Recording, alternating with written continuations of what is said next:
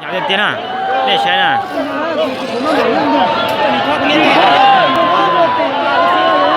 Sử dụng gì kia?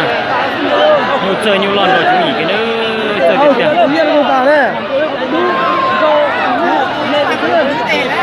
Ra ra ra.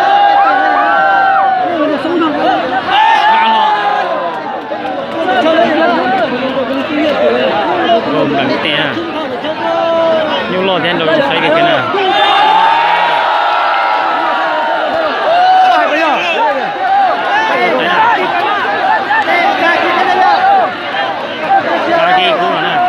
cái này chuột trâu à? Đây là chuột trâu.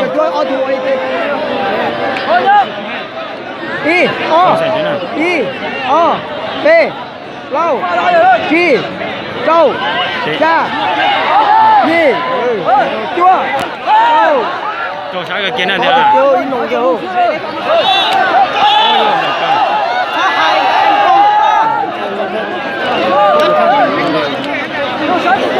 Cái gì thế này?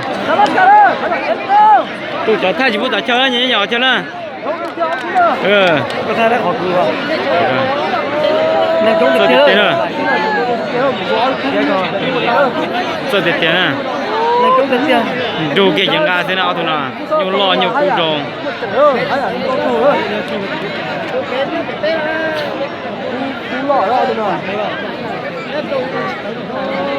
Nhiều lo mà trồng với nó nữa.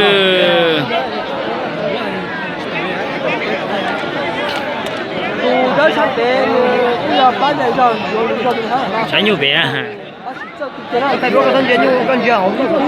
Ôi nhiều gì cái lo nó dễ của nó là.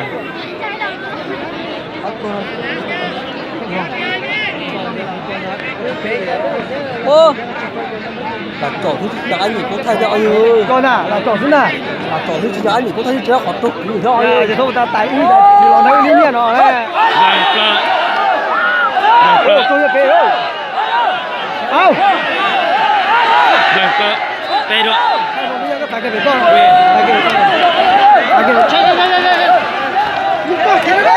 về con chính xác là sẽ có tồn tại của tôi tồn đi nữa cho mình tiền nào tiền sực nữa này đây rồi cái được nó nè ôi vô miệng này chị qua hôm nay